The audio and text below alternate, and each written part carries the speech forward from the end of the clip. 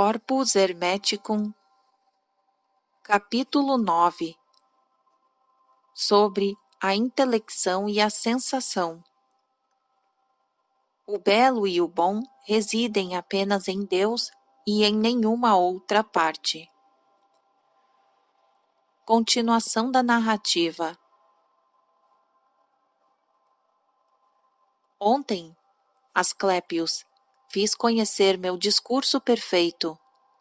Hoje é necessário que eu dê sequência àquele discurso, expondo a doutrina da sensação. Segundo a opinião comum, sensação e intelecção diferem nisto. Uma é de natureza material e a outra é de natureza essencial.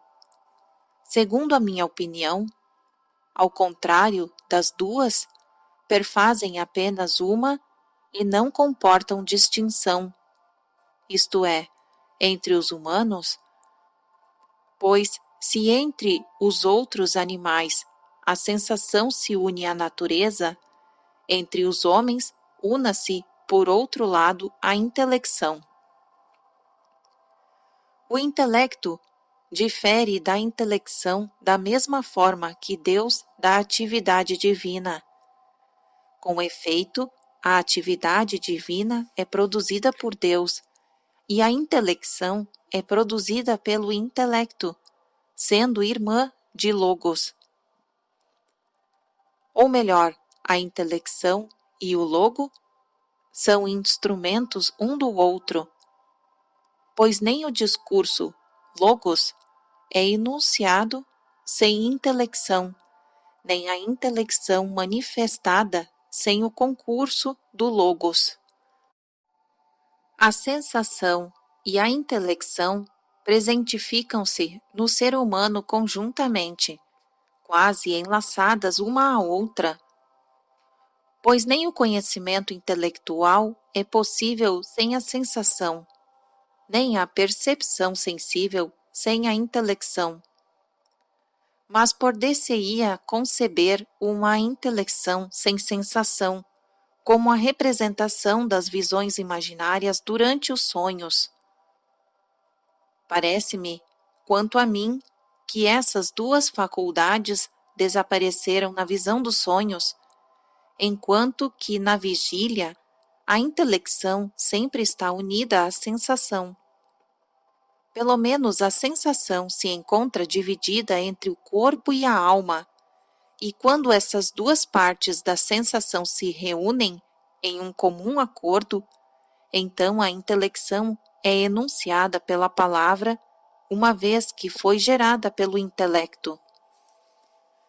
Com efeito, o intelecto gera todos os conceitos bons quando recebe as sementes de Deus, conceitos contrários quando de um dos seres demoníacos, pois não existe um lugar no mundo que não seja habitado por um daimon, o qual, vindo se insinuar no intelecto, semeia a essência de sua energia própria, e o intelecto gera então o que foi semeado: adultérios, assassínios, sevícia aos pais, sacrilégios, até atos de impiedade, suicídios por enforcamento ou atirando-se nos precipícios.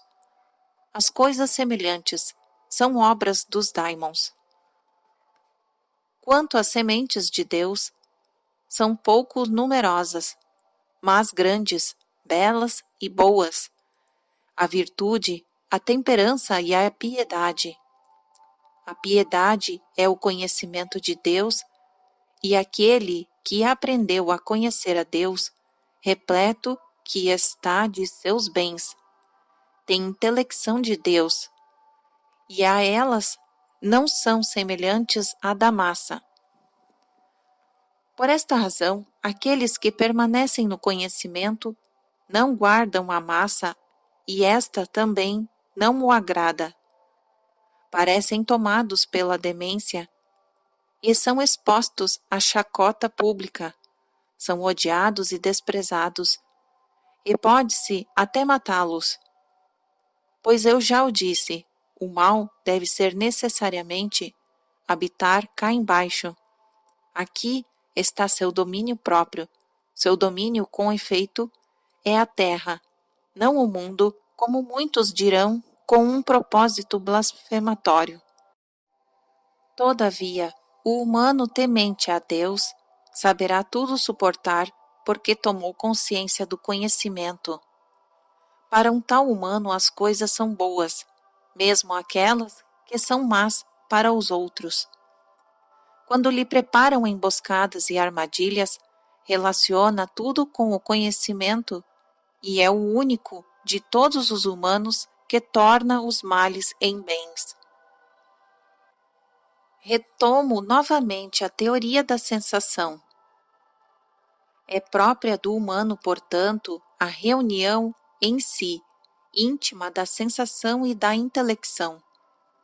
Mas como já disse mais acima, nem todo humano possui a intelecção, pois há dois tipos de seres humanos, o material e o essencial. O material, associado ao mal, recebe, como já disse, dos demônios a semente da intelecção. Os outros são associados ao bem essencial. Deus os mantém a salvo.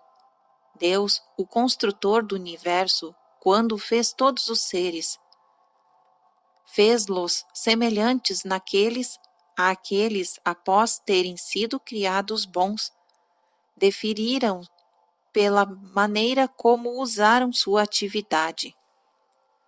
Pois o movimento do mundo por sua fricção dá às gerações tal ou qual qualidade, empesteando alguns pelas malícias, purificando os outros pelo bem.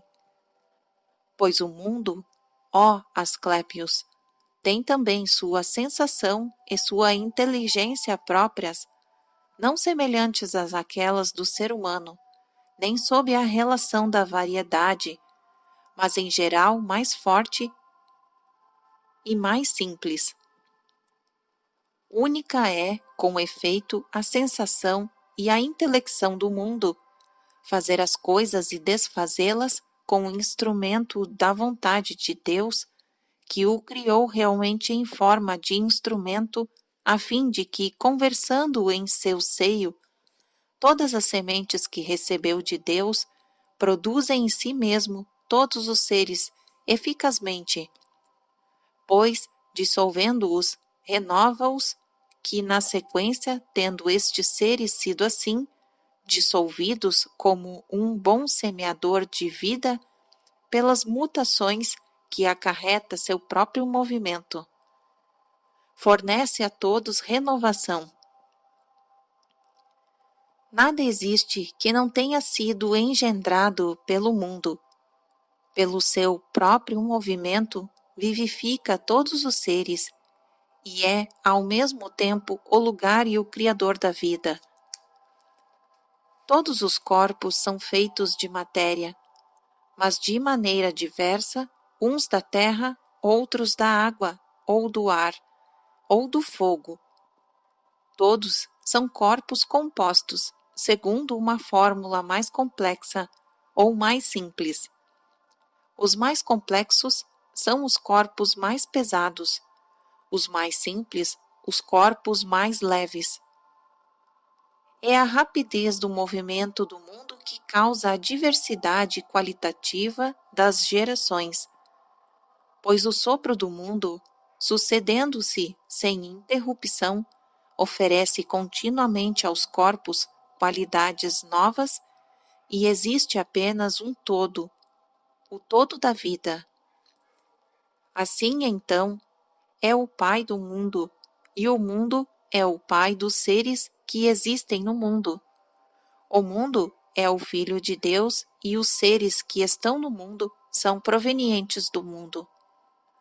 É correto, portanto, que o mundo tenha sido chamado uma ordem, cosmos, pois o conjunto dos seres compõe-se uma ordem pela diversidade da geração e pela continuidade da vida, e pela infatigável constância de sua operação pelo movimento rápido da necessidade e pela combinação dos elementos, e pela boa ordem de tudo o que vem a ser.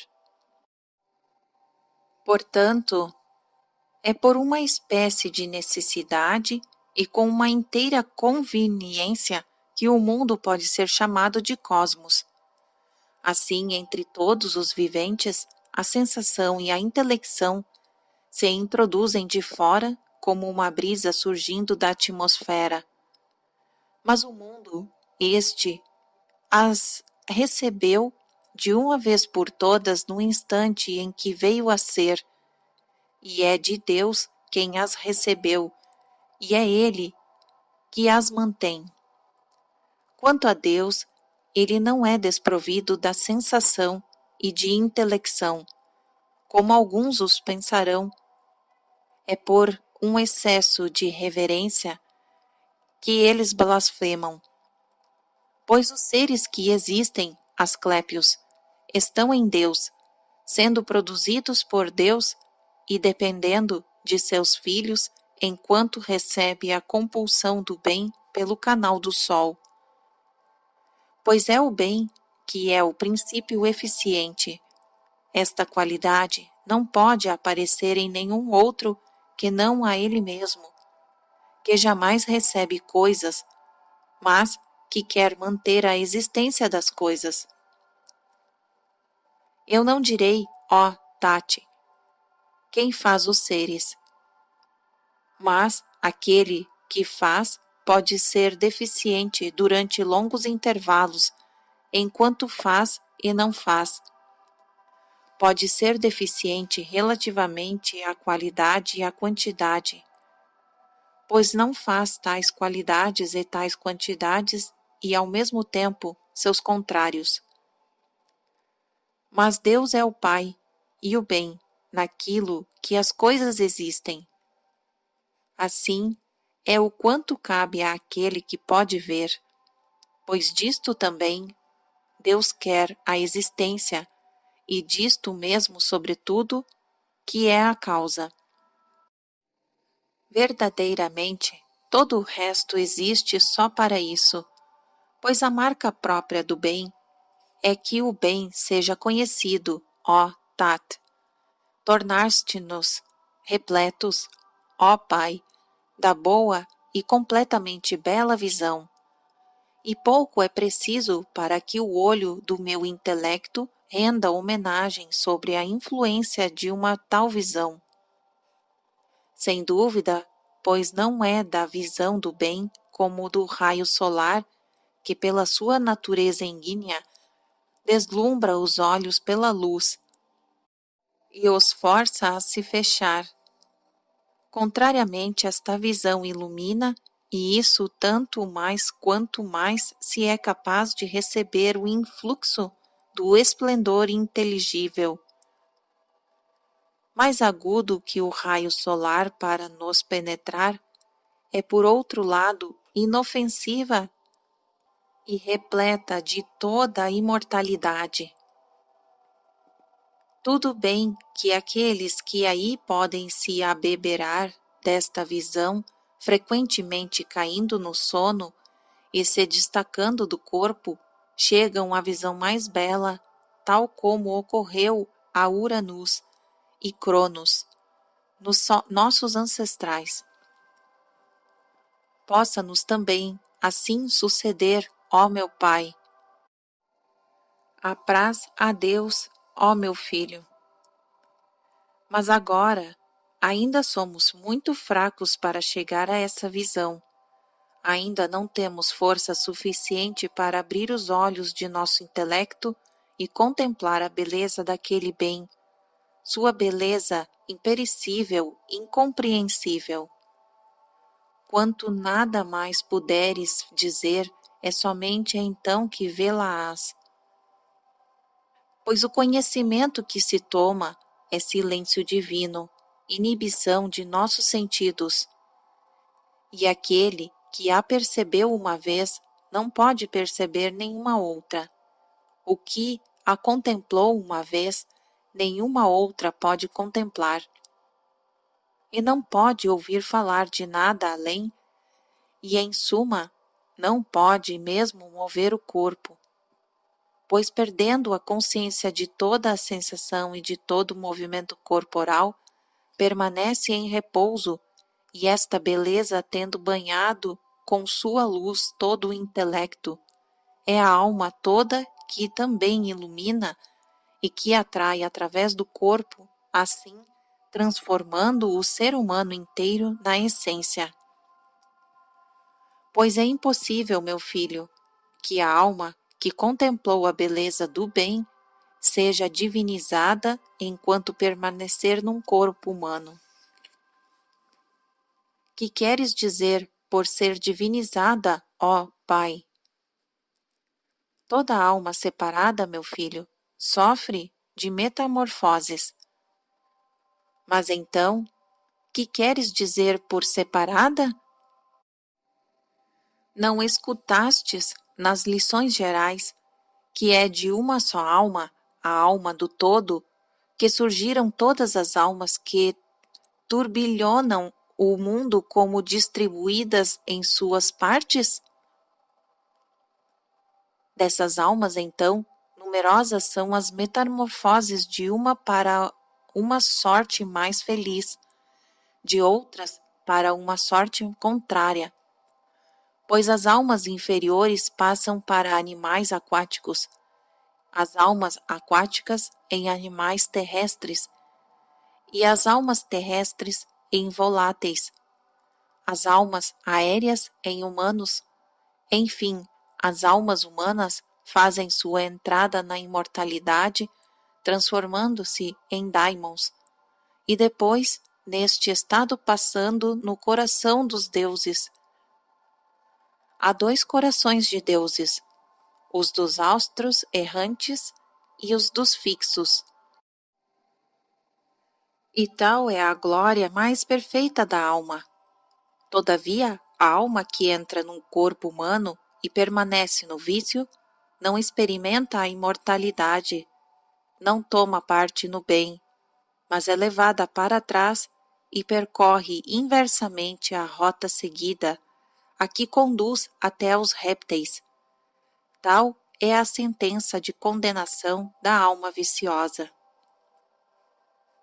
Ora, o vício da alma é a ignorância. Realmente, quando uma alma não adquiriu nenhum conhecimento dos seres, nem de sua natureza, nem do bem, quando é cega, sofre aos embates violentos das paixões corporais, então a infeliz, para ignorar-se a si mesma, torna-se escrava de um corpo monstruoso e perverso. Carrega seu corpo como um fardo, não comanda sendo comandada. Tal é o vício da alma. Ao contrário, a virtude da alma é o conhecimento, pois aquele que conhece é bom e piedoso, já divino. Que espécie de humano é esse, ó Pai? É o humano que fala pouco e pouco escuta. Pois aquele que perde seu tempo a disputar e a ouvir as novas, golpeia o ar, filho. De fato, Deus, o Pai e o bem não se deve ensinar pela palavra nem aprender pela audição. Nestas condições, se todos os seres possuem os órgãos dos sentidos, por não poderem viver sem eles, o conhecimento difere muitíssimo da sensação. A sensação só se produz na dependência do objeto que nos impressiona, ao passo que o conhecimento é a perfeição da ciência, que por si só é um dom de Deus, pois toda ciência é incorpórea, e então o instrumento do qual ela se serve é o próprio intelecto, que ao seu turno se serve do corpo. ambos os objetos inteligíveis e os materiais entram no corpo, pois tudo deve resultar da oposição e da contrariedade. É impossível ser de outra forma que exerçam sua atividade por meio dos corpos, quer se movam por meio de uma substância psíquica, que sejam vivificados por meio de um sopro, ou ainda, mesmo nelas, recebam tudo o que é morto, e isso é razoável.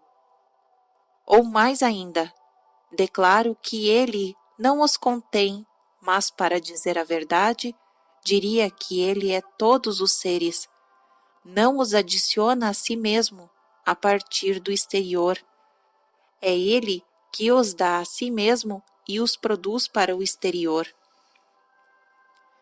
Pois é a sensação, é a intelecção de Deus sempre mover todos os seres, e jamais haverá um tempo no qual, seja lá qual for daquilo que existe, será abandonado. Na verdade, quando digo daquilo que existe, quero dizer de Deus, pois Deus contém nele mesmo tudo o que existe, e nada está fora dele, e ele de nada está fora. Tais coisas, Asclépios, se possuísses a inteligência, te pareceriam verazes. Mas se não tens o conhecimento, ser-te-ão incríveis. Pois ter tido fé é ter feito um ato de inteligência, e ter faltado à fé é ter faltado à inteligência. Pois o Logos não consegue progredir até a verdade, mas o intelecto, sendo poderoso, e após ter sido guiado até o ponto da rota pelos Logos, pode progredir até a verdade. Então, tendo abarcado com uma mesma visão todos os seres, descobrindo que tudo está de acordo com o que foi explicado pelo discurso, acredita e encontra seu repouso nesta nobre crença. Para aqueles, então, que compreenderam, graças ao dom de Deus, estas palavras, são então críveis. Mas para aqueles que não as compreenderam, permanecem incríveis. Eis quanto basta no que tange a intelecção e a sensação. Fim do capítulo 9.